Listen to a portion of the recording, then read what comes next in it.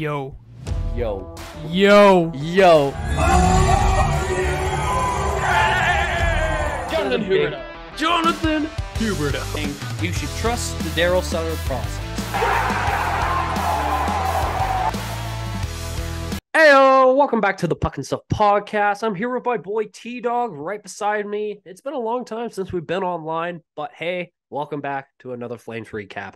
T-Dog, how you doing over there on this right beside me, far away from me? Yeah, I know. Digitally, yeah, I know. I'm doing pretty good, pretty solid, but it's kind of a tough game, so we'll have to get into that. But how are you doing, man? I'm doing pretty good. It's been a while since we've been away from the desk doing this, so it's definitely different. New area, new me, and let's just get right into it with the Calgary 100%. Flames. The deadline was just as boring as the trades we made. Oh boy. T-Dog, what did we Yeah. got with those? What did we get? Okay, well, the whole thing with the trades, though, at the end of the day, is I think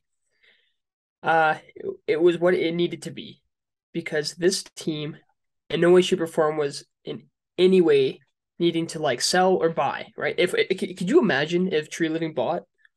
Could you imagine? But Oh my I couldn't think gosh. of what was truly out there that caught the eye of even him, because and also you got to realize it must have hurt so bad for Brad Treliving because he loves buying on trade deadline. Oh, I know. Yeah, facts, eh? Like Well, he my loves it. And this is one of the first seasons. Well, actually, not the first. I would say 2017-16 season. It's kind of similar to that. But he couldn't really do anything unless the team actually showed it. But nope, we didn't show anything at all.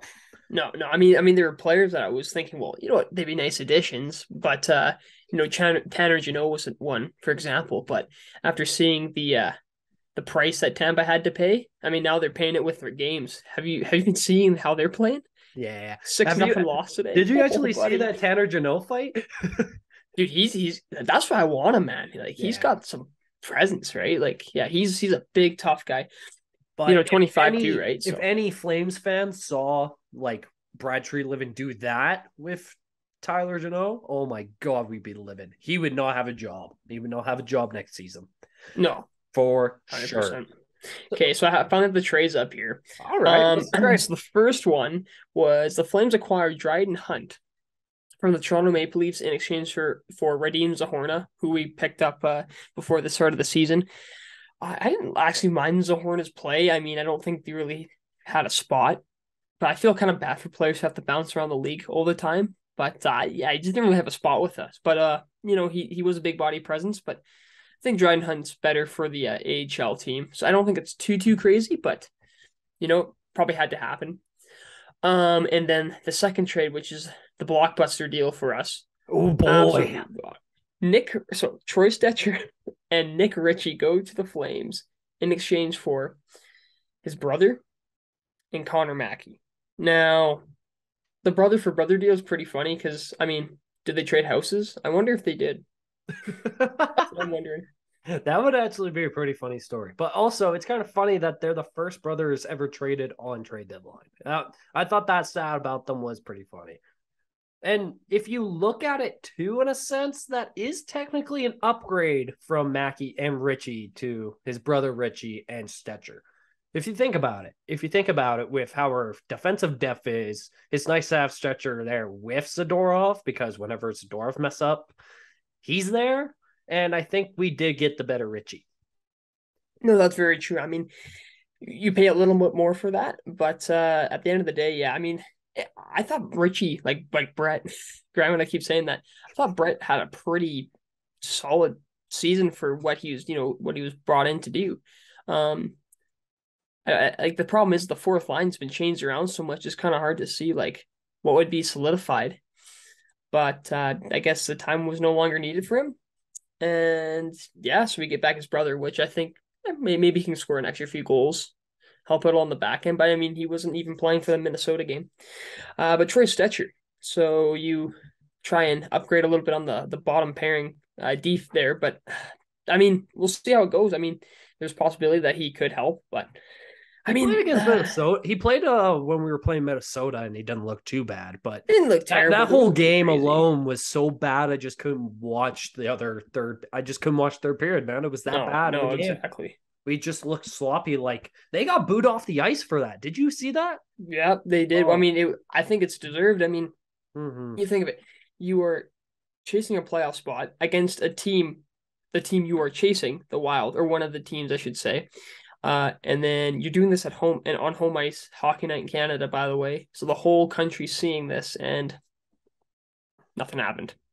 It's so sad because even if you look at the standings right now for the playoff race, Nashville is 3 games behind us right now. So we have played 63 games and they've played 60. They're a point ahead of us and slowly working their way up into that second wild card. Did you see what they did in the trade deadline? They just blew it up.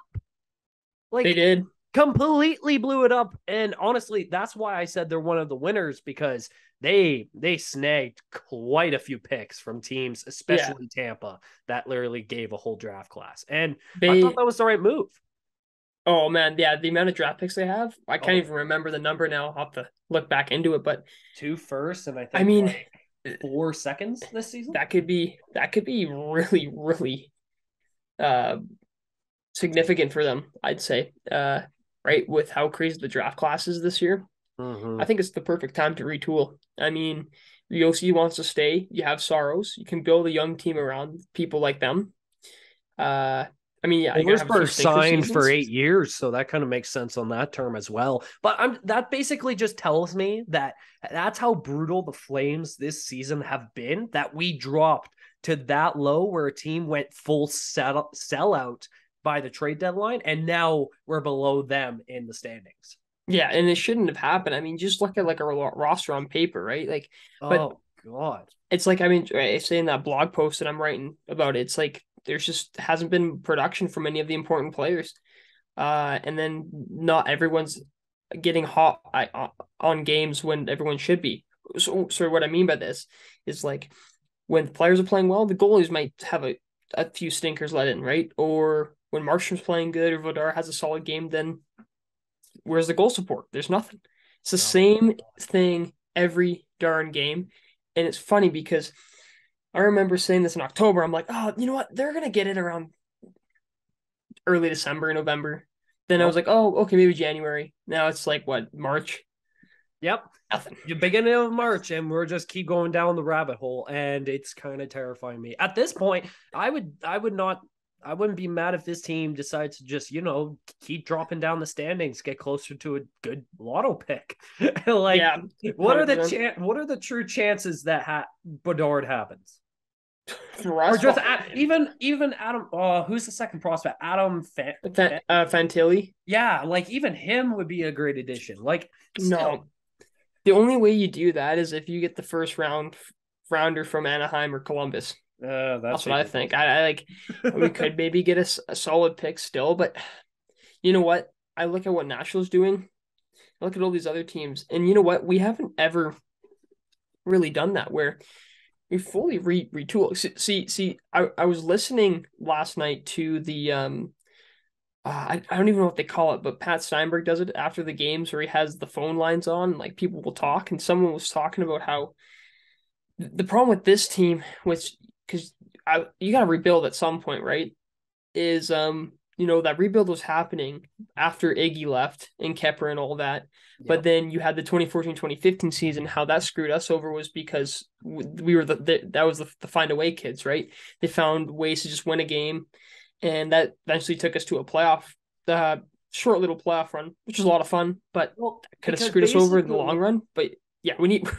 I mean, I'm on the opinion that you wait to see what happens next year, but yeah, if same problems next year, then yeah, rebuild. Like we need to start getting young guys and just get some young talent and on the roster.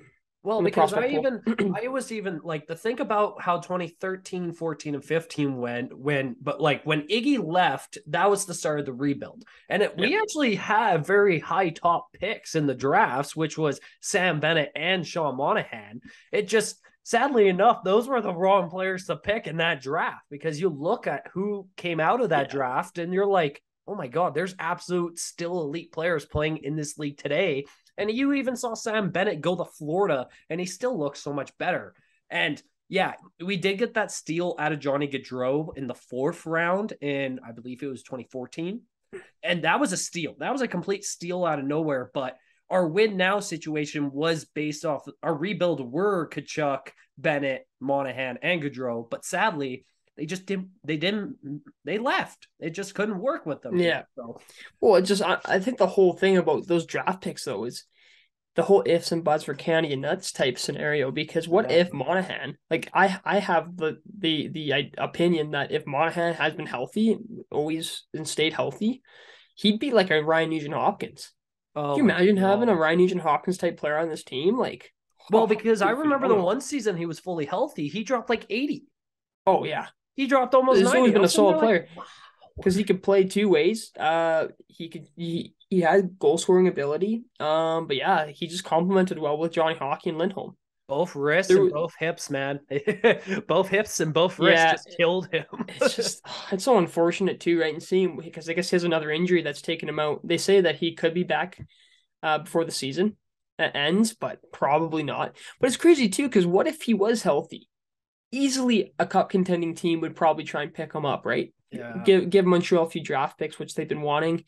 And then Monahan can you imagine like a healthy Monahan being like your 3rd line center on a team like Colorado, for example? That's that's scary. That's especially how Colorado's like finally climbing back up and naturally wanting to win a cup. Exactly right. I mean, and that's all because of injuries. Like, ironic enough as we're talking about this. Yeah, it's something, but I don't know. Calgary's just been in a weird situation where I feel like we're just doing the same thing over and over again. Well, you look at the team, not like, I'm not trying to say, oh, we should blow it up or anything, because especially how Treliving basically signed Kadri and Huberdeau and I guess Uyghur for 8 years. So technically we're still in we're worth contending for at least another 3 years before truly we decide to blow it up. That's what I think. If we truly decided to blow up, I would see maybe 3 years from now. That's when I think our gap closes. Probably the Markstrom's the Markstrom contract, I'd say. But for me, my opinion, again, I think however this season went, it's awful, but change a few things. But I think you got to keep the team pretty much the same next season. Yeah, you got to build the chemistry still.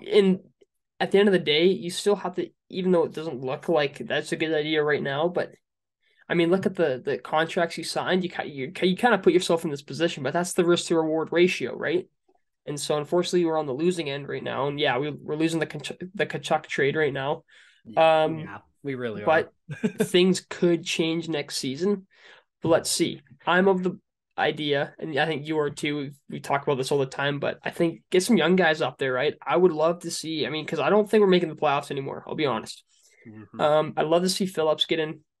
Maybe when we have 12 games to go or something, 15. But I want to see Matthew Phillips actually get some minutes, right? I think Zari as well. 4th line minutes. Give him 3rd, 2nd line minutes. Because look how Peltier turned out once you gave him 2nd line minutes with Huberdeau and Kadri.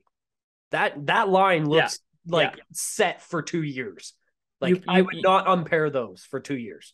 100%. You put a hungry player who wants to show that he can play in the league with some superstar talent, and some cup experience there too.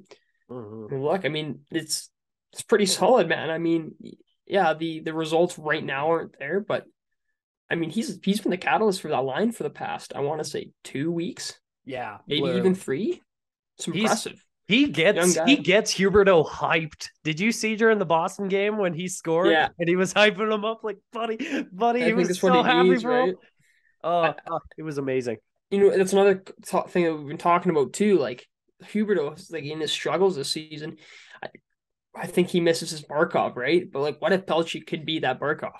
I mean, we've been talking about that kind of. We've been talking about the like missing Barkov situation for like pretty much since he's been having this struggle.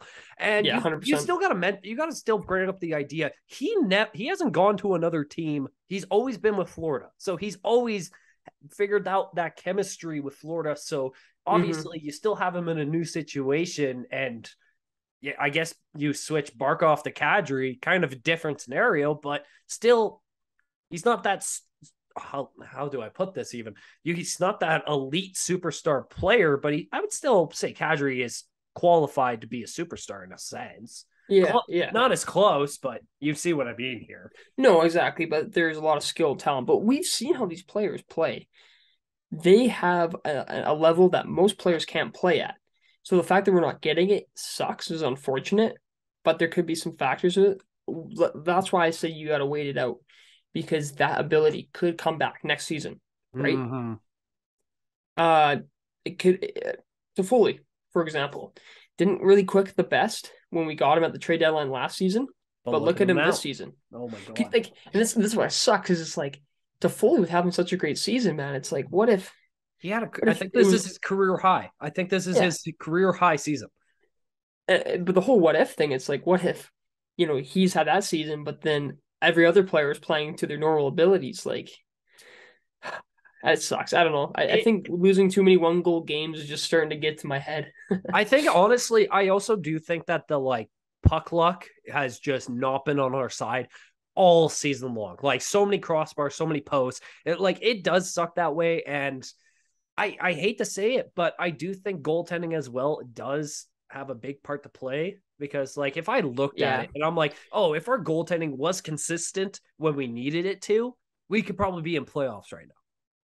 There's a lot of games, and I feel like a lot of games that even I went to watch live where he should have had it. Could be, but it's a lot of it's that, and some games too has been the goalie has been let a weak one in at the start of the game or something, played solid, and then we lose because someone is not disciplined enough, and we take a bunch of stupid penalties, and then they capitalize on a power play. Yeah, exactly. And I hate to be the kind of guy to the judge and blame a goalie for a whole season per se, but it's kind of notable enough that it's you have to notice it enough to say something about it, because this season Markstrom was a Vezina candidate, second or third in the listings last season, and now he comes to this, and you're scratching your head what happened?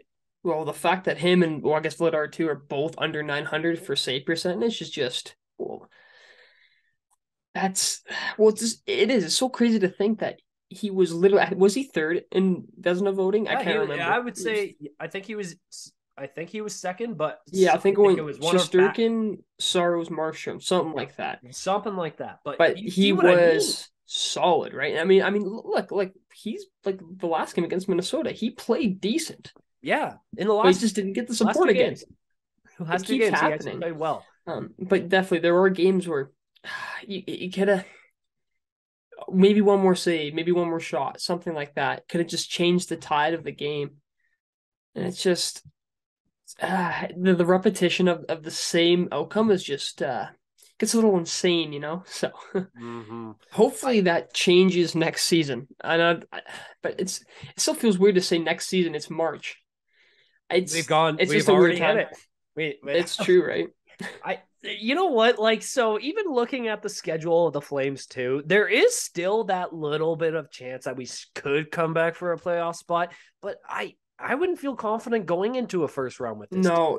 Especially if we go on a hot streak or something, I would still be like, all season you've lacklustered. You didn't play the full 60 minutes. What leaves me to think you get past a first round? Yeah, no, I've honestly been saying this for the past few days now.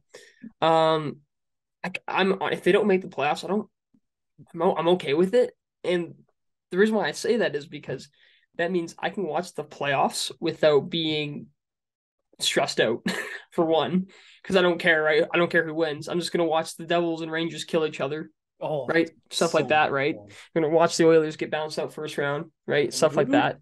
So all that normal stuff. But yeah, that. But the same thing you said. If this team makes it, who do we play? Right? You play Vegas or do you play Dallas? Now with say you have a rematch of last against first Dallas, round, and we have Jason Robertson. I don't want to play with right. No, and they've upgraded. Their team's upgraded too.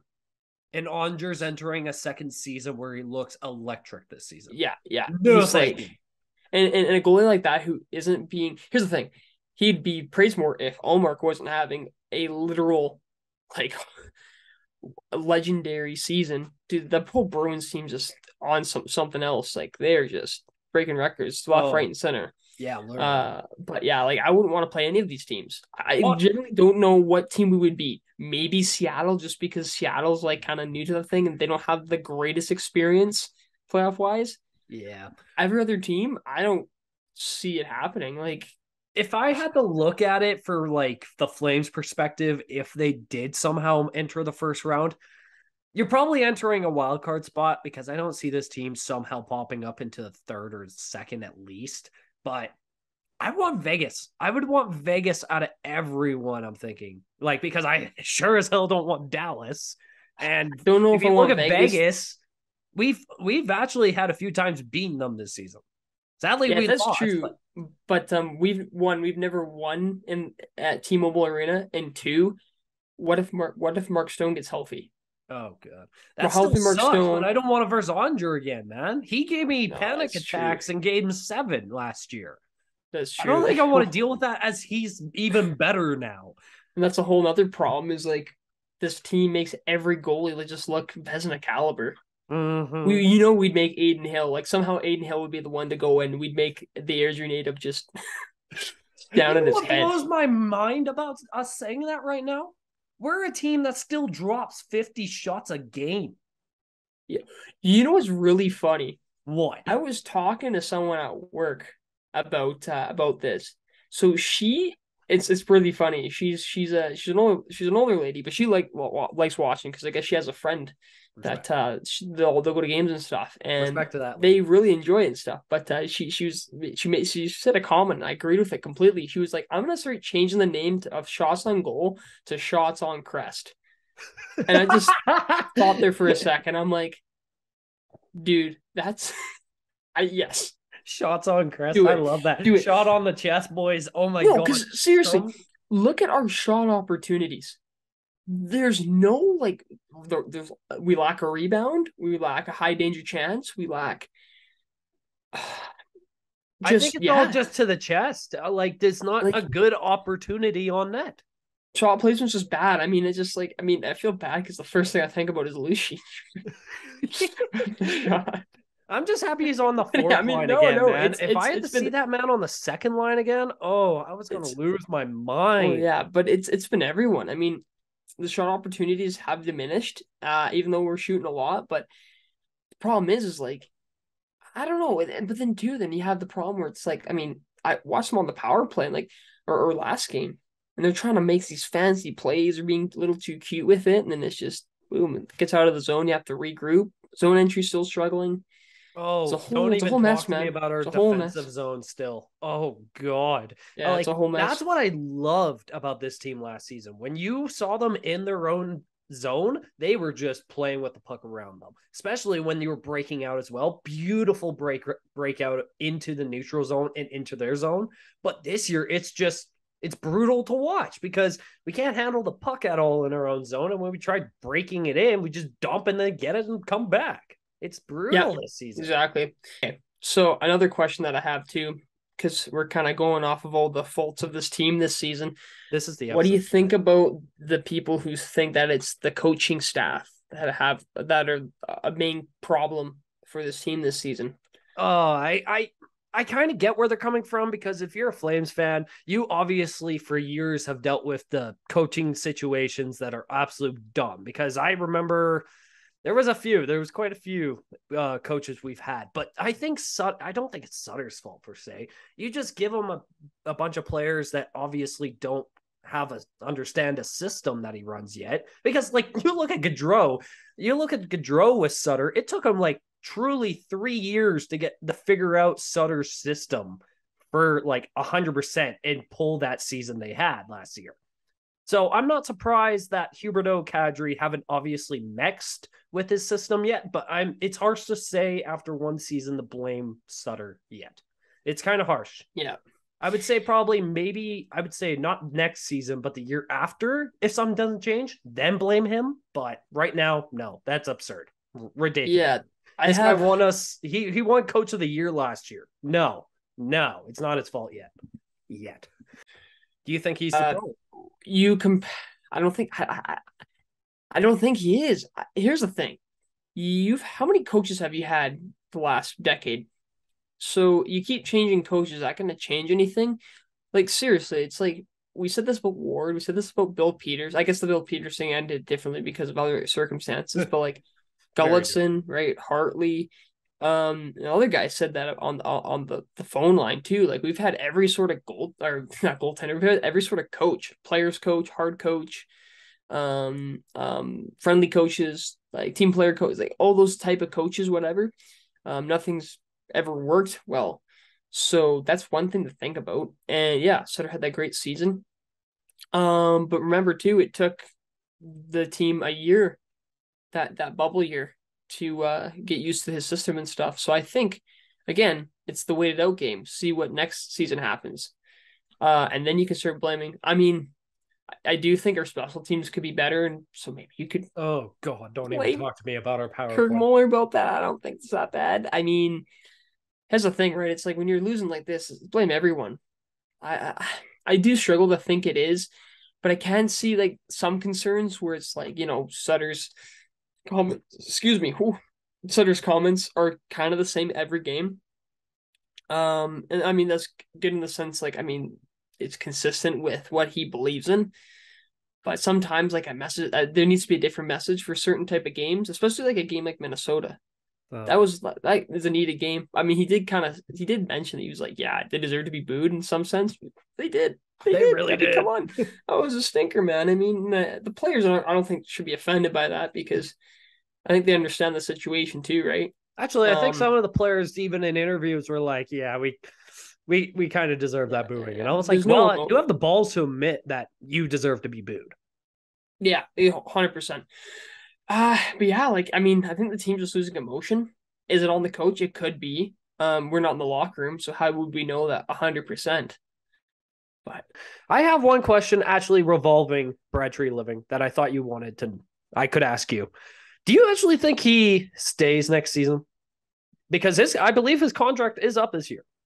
As we did talk about with Sutter probably not being the problem, and since he probably won't leave, do you think Treliving will leave? I think if anyone is to leave, it would be Treliving. I do too. The extension, that's tough, right? Like what happened? The thing is a season like this is going to call for change. And I think Brad don't know if the organization probably wants to deal with like the whole player situation of, signing a new contract and stuff. Because it's going to be so hard. If you're to trade Huberdeau or Kadri, you know how hard it's going to be to trade those contracts. Like you'd have to retain so much salary.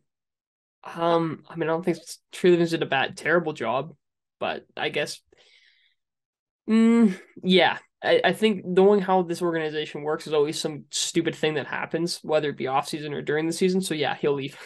Yeah, honestly, I think you're right. And then Sutter becomes GM. Oh God, again? Uh-oh.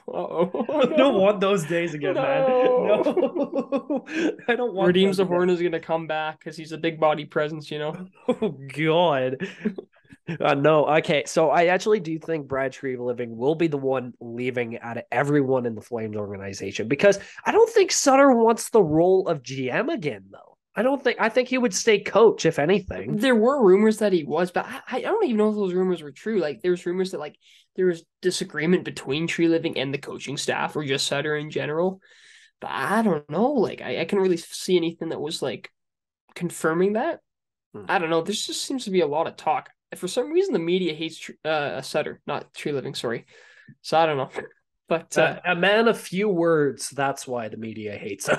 Probably. And what he says, and honestly, what actually Sutter says to the media is just the most useless stuff. I'm not gonna lie to you because he doesn't like talking about He doesn't like talking about individual players. Yeah. He's even said that he likes talking about the whole team in general, and he will just roast an interviewer if he wanted. which we've 100%. seen on many occasions.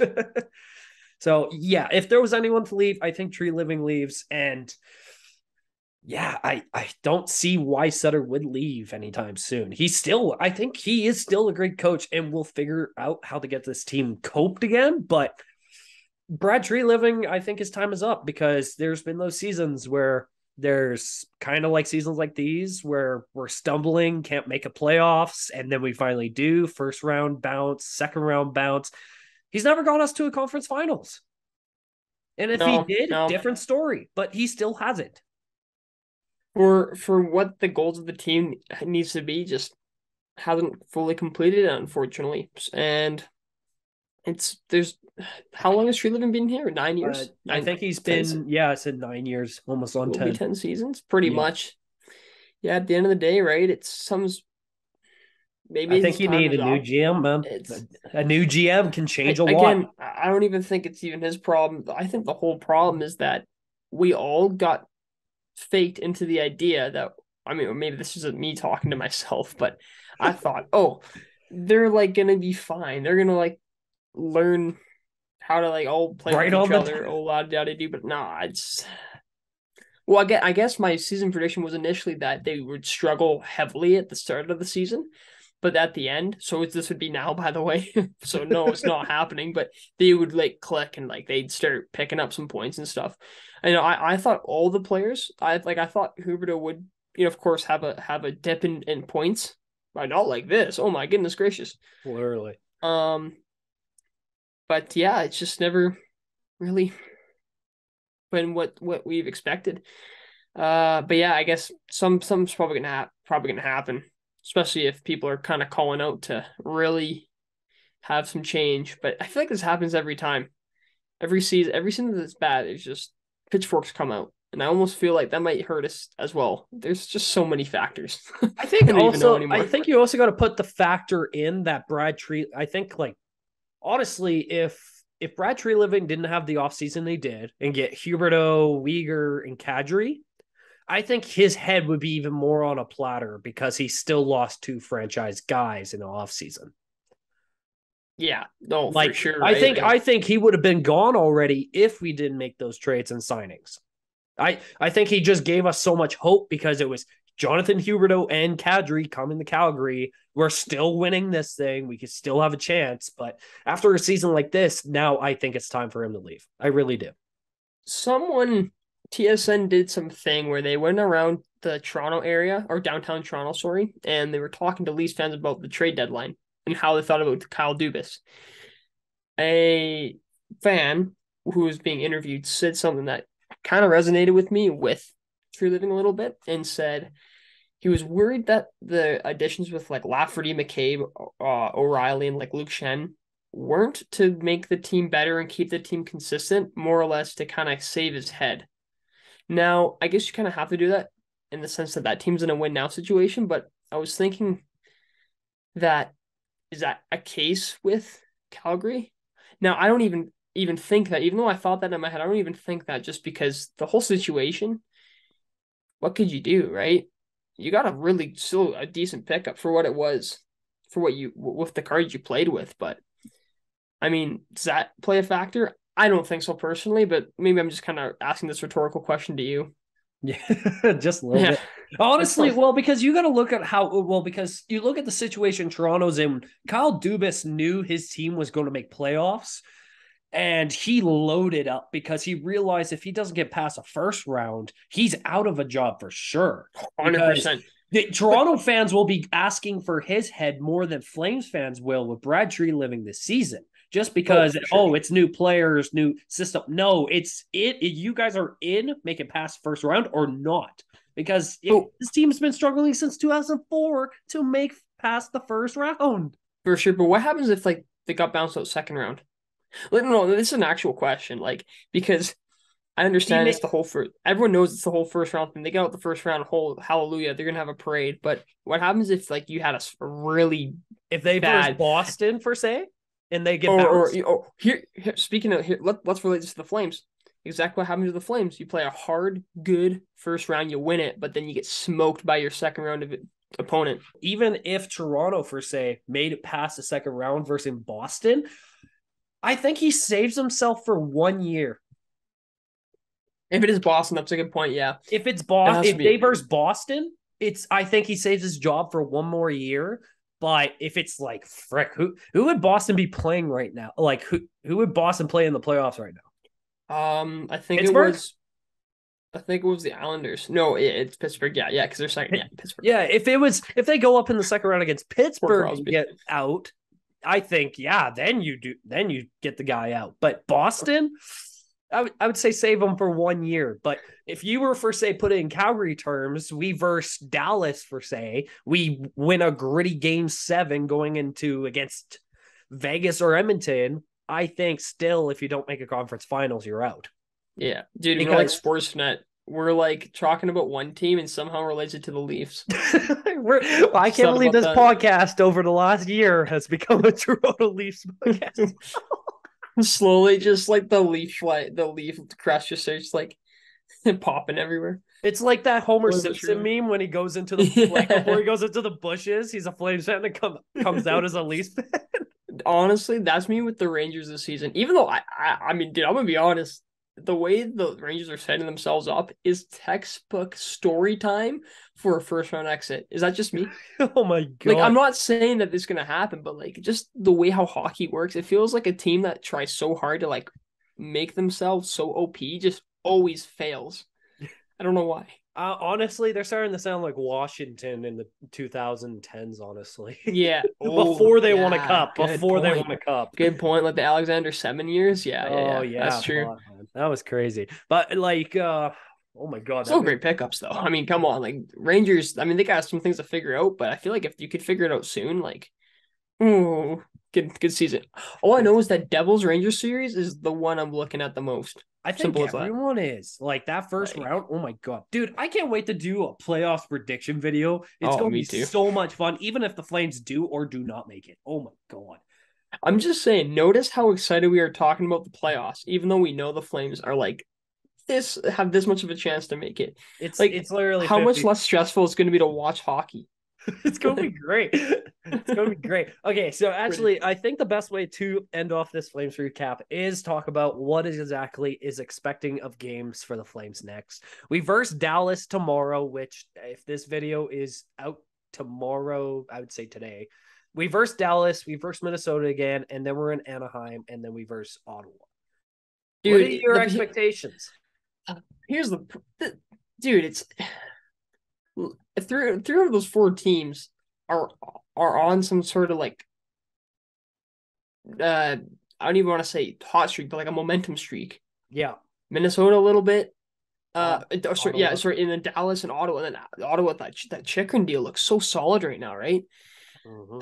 Like sometimes we struggle with the Ducks. I'm not too worried about it, but here's the thing, like I think as professionals, you have to just play hard no matter what. Even if you know you're losing, play your full 60, right? So I hope that I really do hope that they're putting in a lot of effort against Dallas, just because, I mean, that's what you're paid to do, and I would appreciate that as a fan. But man, that's the problem, right? You put yourself in a hole like this, and you have to play teams like that. Like, ooh, that's something. That's discouraging. That Huberdeau 10.5 mil contract that hits next year is going to hurt a lot more if he puts up performance like he did this year. Because, like, dude, if he doesn't at least get 90 next season, I'm going to say that's not a good contract for him. That's not the right one. Oh man, yeah, if he can't get point per game. Like, even if I'm going higher expectations still on this guy, but it's tough, right? But I mean, it's true. Like, I'm excited to see. I think what we're seeing is Pelletier will be on the roster next season. 50, pretty sure, but like maybe say 60 with him. But maybe. I mean, dude, could you imagine if him and Hubert will start the season off and get some of that chemistry, and it's right off the bat. Could be a different story. God. I really hope Phillips makes it next season. Excuse me. Me too. Oh, God. Here's the thing, because it's like, at what point until he wants to like leave? You know what I mean? I think they there's put so him many. in next season, though. I really do. I mean, I feel like roster spots are going to be kept. Here's the thing: it's like Lucci's contract's done, for example. Yeah, He's gone. he's gone. That's a spot for a young guy. I don't want. I just don't want anyone signed to take that spot. I want a young, impressionable player to get in there. Yeah, because they're going to want to work for it, right? And I think that's what this team needs. At the end of the day, we just need to get faster as well. And I think how do you do that? Put some of your prospect pools. Also, too, when the NCAA season ends for Coronado, sign this man, please, with a capital P. Do it. And I would love to see him in a Flames uniform. Maybe not the end of this year, but soon. Put him with the Wranglers. Put 100% yeah. with the Wranglers. But like, did you see how they're doing this season? They're solid, man. Aren't they still first? They're still first in their division. Yeah. They're like 35-17. That's same thing too. We're talking about players. How about Wolf? Wolf deserves like a start, but at the end of the day, I remember you saying this. You were like, maybe not put Wolf in because you don't want him to be fed to the wolves. No pun intended. No which is a good point, right? Like whole dumpster fire of a team. Yeah, you get it. But I don't know. Like there's a lot, but I think at the end of the day, start playing some young guys. And then once the season's done, have some of those roster spots, give them to some of the young guys because an AHL team being that good shows that maybe some players don't need to be in the AHL anymore. Like, honestly, there's a point where I think it's okay to have a really bad AHL team because it probably means that all your good prospects, okay, that's a lie. Depends on the position you're in. If you're in a great position, right, usually that means good prospects are on your NHL team now, right? Whereas this, it's like if you're a bad team, it'd be promising, right? You'd be like, oh, look at these guys. I mean, in some sense, it still is promising, but we're getting to that point where you should be getting these guys called up. I just wish we were like Pittsburgh. I mean, think of how many of Pittsburgh's players came from their prospect pool, right? Oh my god! And just solid. We like using our solid bottom six players, man. I think the Flames just don't like using their prospect pool because, like, think of the players that have come out of our prospect pool that have played. Like, the only one I think of is Valimaki. Where is he in Arizona right now? Yeah, he's gone. Honestly, now, right? I had so much expectation. Rasmus Anderson and Shillington were both. Yeah, right? Actually, Anderson. Yeah, yep. I give a lot. Yeah, which is like still, and I still love Anderson. I think he's had a good season. I don't. Probably the best. I would say the best Flames defenseman is Anderson this season. 100%. I would say him, but at the end of the day, too, I gotta give Uyghur some credit. Uyghur is the best like advanced stat defenseman on our team. The fact that I'm still hearing trade rumors about Uyghur is angering me because I don't see any reason to trade Uyghur. I really don't. You shouldn't trade Uyghur. If anything, you should trade Hanifin. If there's a defenseman that I think should go that is high caliber enough to get good value for, it is Hanifin. Oh, Hanifin will get you. Here's the thing too, right? He's young. Hanifin will get you some solid picks. He's young. He's 25. He still puts up maybe 30, 40 points a season, and he's still solid. If you're looking to upgrade, that is probably your best bet to go. But still, I don't see this team selling. Yeah, like our defense is becoming a little clogged. Okay, so maybe it depends on what happens if Shillington can come back. But if Shillington comes back, then your defense lineup is even more clogged. So you're probably going to get rid of someone anyways. But yeah, I mean, Hanifin would be decent value. I would be okay if Zadorov left. Shillington I would prefer Shillington over Zadorov. Come on, man. No, I agree. It's I don't know. I've always hoped that Zadorov would work, but I think too many times it's like it hasn't. It needs something fresh. I don't know. I think we expected him to be a Tyler Myers type player, but Tyler Myers has his problems too. I don't know. Hey guys, thank you so much for tuning in to Flames Recap. I hope you guys did enjoy this. Please leave a like, leave a comment down below. Please subscribe. We're over 200 on YouTube, over 1,000 on TikTok. We love the support. T-Dog, yes, take her away. Well, guys, thank you very much for watching, listening, however you are consuming this content. If you liked it, smash that like button. Leave a comment down below. Question of the day for you. Why did I get so many antivirus concern pop-ups on my screen? Like, cat-friendly, you're not an unsafe site, I think, but weird. No, but real question. What do you think the Flames should do for the last 20 games? Do you think they should start calling up some young guys and just see what the prospects want to do with some NHL time? Or should they really just keep pushing and see if maybe, but just maybe, they make the playoffs? I don't know. What do you guys think? Anyways, guys, keep on rocking in the free world. Stay warm out there. Spring is almost there, guys. Almost there. Well, for Spring everyone. means playoff time, boys. That's true, though. So, playoffs is almost there, guys. You guys excited? We are. But anyways, guys, keep on rocking in the free world, and we will see you in the next one. Peace.